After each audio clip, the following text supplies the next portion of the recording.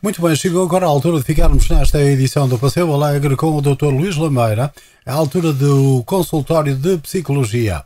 Olá, doutor, muito boa tarde. Muito boa tarde. Tudo bem, doutor? Está tudo ótimo e consigo também? Também, está tudo ótimo, muito obrigado. Qual é o tema para abordar hoje, doutor? Hoje vou falar da ansiedade. E o que me leva a abordar este tema é que cada vez mais constato que à minha volta e na nossa realidade, na realidade portuguesa, que é aquela que conhecemos, as pessoas sentem-se mais ansiosas, os níveis de ansiedade estão cada vez mais elevados, também devido ao contexto político, social e económico em que nos encontramos. E mais uma vez vem à baila a palavra crise. Eu neste momento acho que raro será o português que não tenha enfim, alguma depressão, um sistema nervoso mais alterado ou então a tal ansiedade, não é? Tem aumentado significativamente os níveis de ansiedade nos portugueses. Isso constato também em consulta, o número de pessoas que pedem ajuda, orientações, e penso que este programa vai ser extremamente importante, pertinente, para os nossos caros ouvintes conhecerem a fundo o que é a ansiedade, o porquê de se sentirem ansiosos, e também vou dar algumas orientações para, neste caso, os nossos caros ouvintes possam pôr em prática essas mesmas orientações de forma a terem uma vida mais funcional e conseguirem controlar esses mesmos pensamentos mais ansiosos. Muito bem. Vamos ouvi-lo com atenção, doutor. Muito bem. A ansiedade é importantíssima. É importantíssima até certo ponto. É como uma equipa de futebol. É como uma equipa de futebol que quando entra tem que estar com níveis de ansiedade moderados, não demasiado baixos, porque senão vai entrar descontraída e poderá perder o jogo. Também não demasiado elevados, porque dessa forma também poderá levar a que aquilo que efetivamente eles sabem fazer não vão conseguir pôr em prática todo o seu valor e todo o seu potencial enquanto futebolistas. Isso quer dizer que a ansiedade também nos dá uma certa dinâmica? Dá-nos uma certa dinâmica, ao ponto de sentirmos um pouco ansiosos para olharmos para a esquerda e para a direita antes de atravessarmos na passadeira, e de certa forma também é quase que o alerta do perigo, mas isso também tem que ser gerido de uma forma moderada. Mas eu há pouco, como referi o nosso contexto sociopolítico ou económico, eu queria frisar o seguinte. Ontem estava a ler um estudo e constatei que o desemprego, como é óbvio nas notícias que nos bombardeiam todos os dias, está a aumentar. E por cada 1% de desempregados, o aumento de 1% de desempregados, aumenta 0,8 a taxa de suicídio. Isso é preocupante. É muito preocupante. E se verificarmos os estudos efetuados ultimamente, nomeadamente países em que a crise afetou com uma maior intensidade, nomeadamente a Irlanda e a Grécia, que também pediram a ajuda do Fundo Monetário Internacional. Eu não tenho aqui os dados concretos, mas tenho ideia, salvo erro, que tanto na Irlanda como na Grécia o suicídio aumentou entre 13% a 16% desde que começou esta crise. Eu penso que estamos a falar de números muito preocupantes. E agora as pessoas perguntam-se, e bem, como é que vamos resolver isto?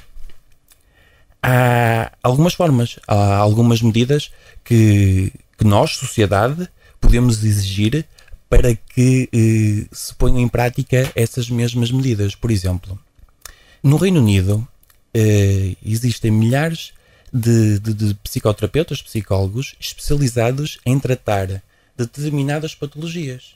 Pagos pelo Estado. Pagos pelo Estado.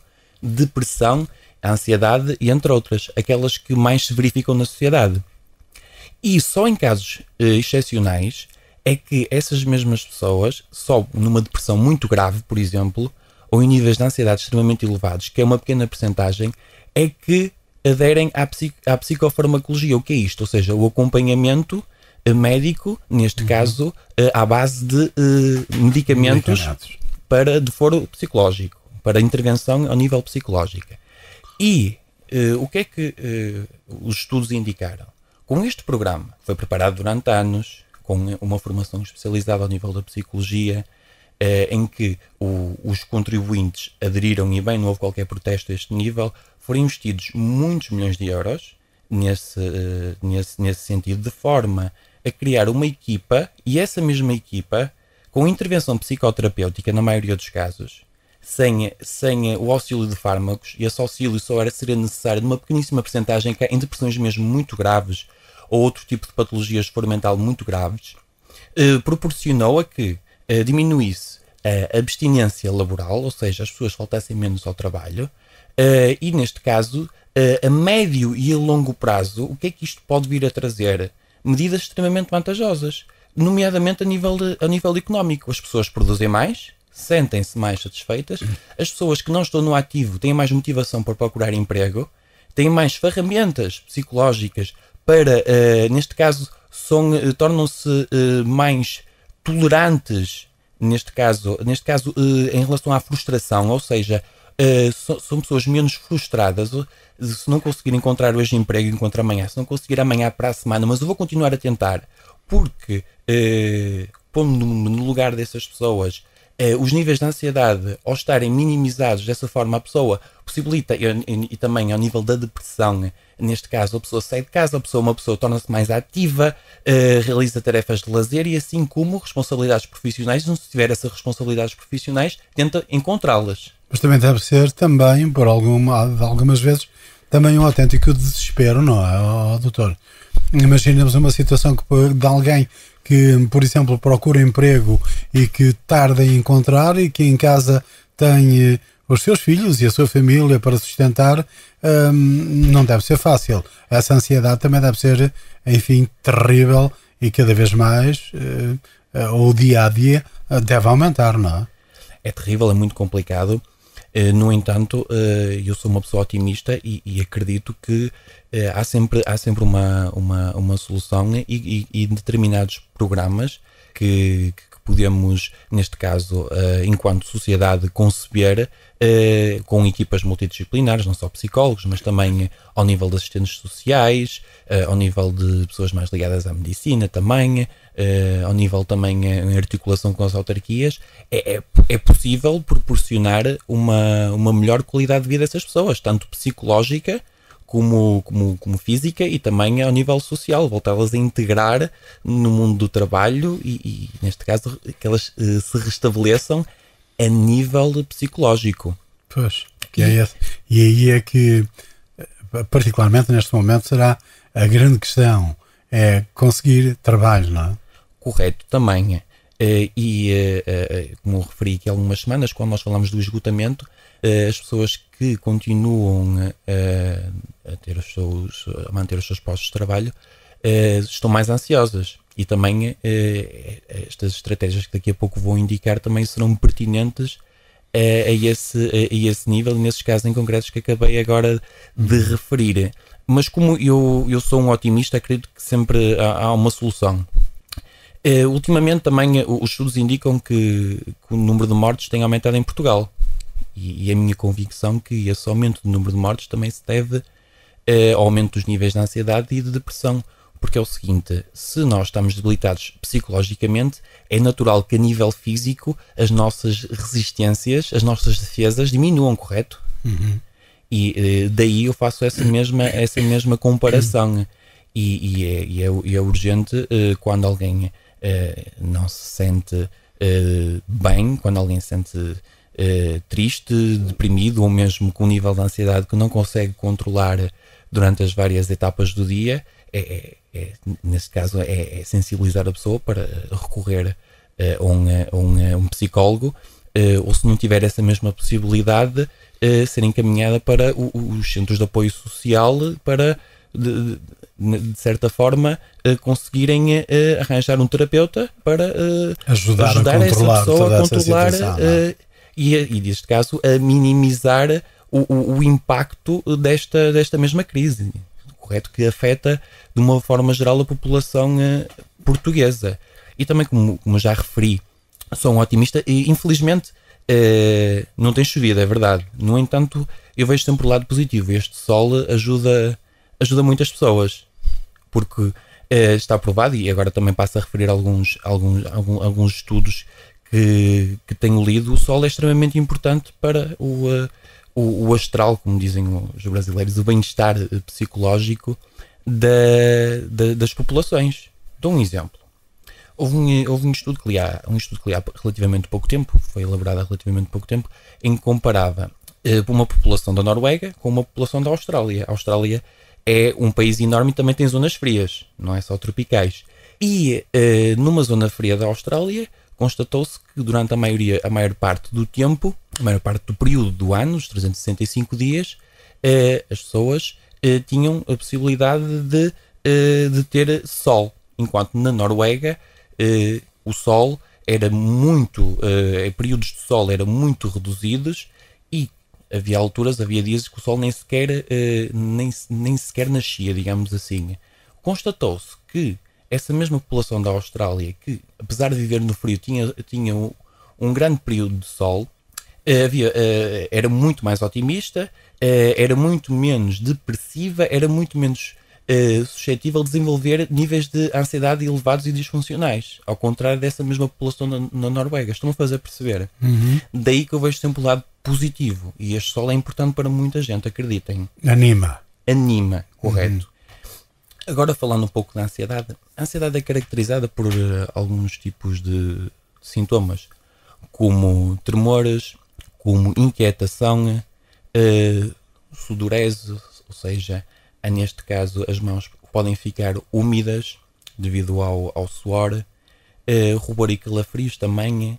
A pessoa tem mais dificuldade em concentrar-se e a memória é prejudicada.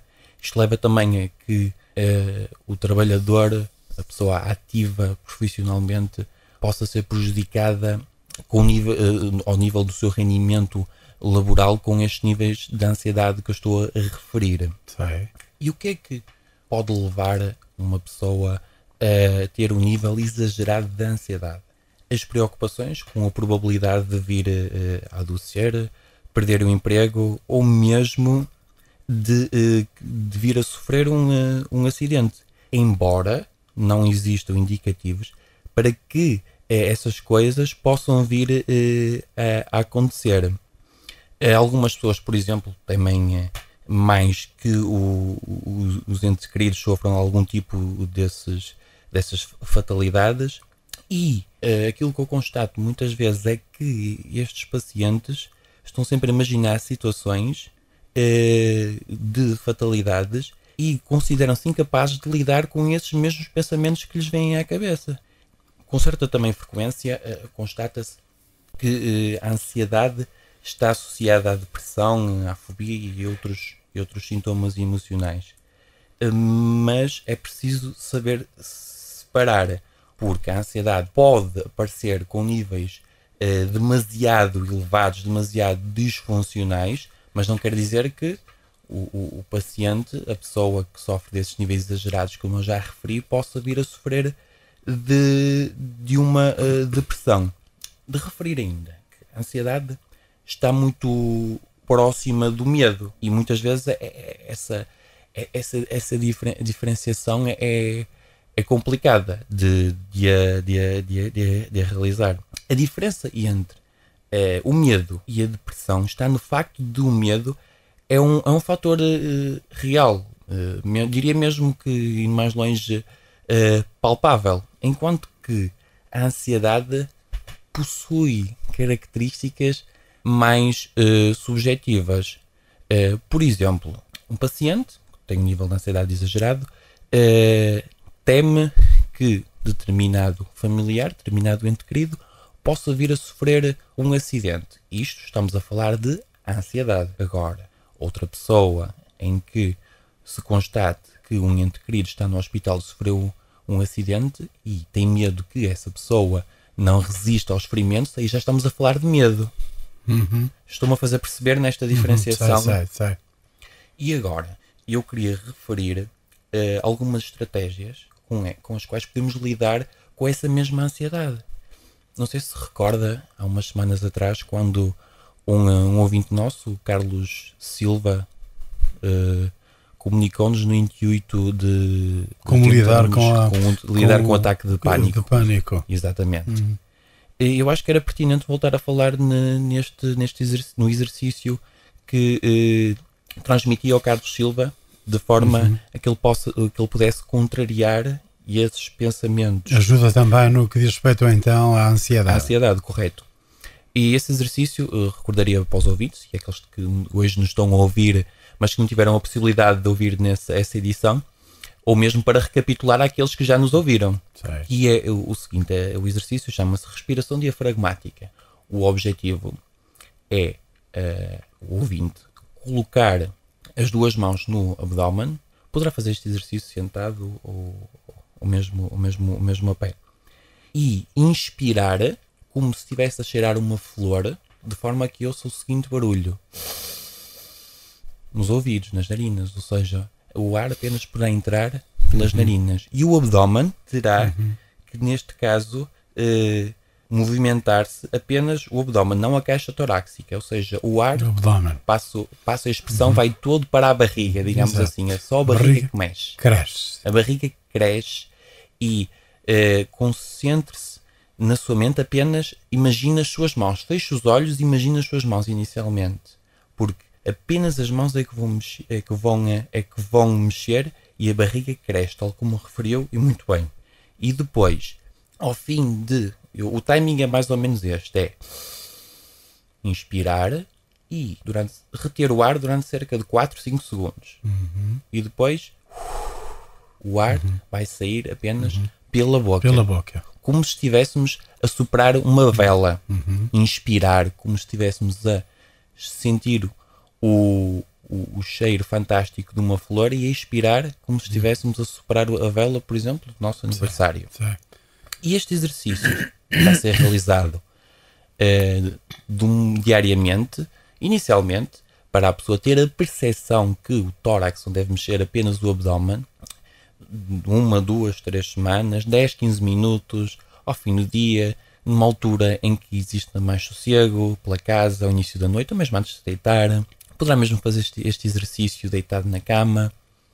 E o objetivo deste exercício é que a pessoa sinta uma paz interior, um sossego, em que nada, nem ninguém, nem nenhum tipo de pensamentos mais negativos a possam afetar. E acredite, este exercício é fantástico e, pelo menos até hoje, não conheci ninguém em que este exercício não tivesse tido um efeito positivo. Nós temos conhecimento, e até às vezes até pela própria comunicação social, de que há pessoas que, têm ataques de ansiedade e que, por vezes, têm a necessidade de ser transportadas ao hospital com sensações de falta de ar e coisas do género, não é? Esta mesma ansiedade, portanto, digamos que esta forma que o doutor agora explicou também corrige essas situações, ou são casos diferentes?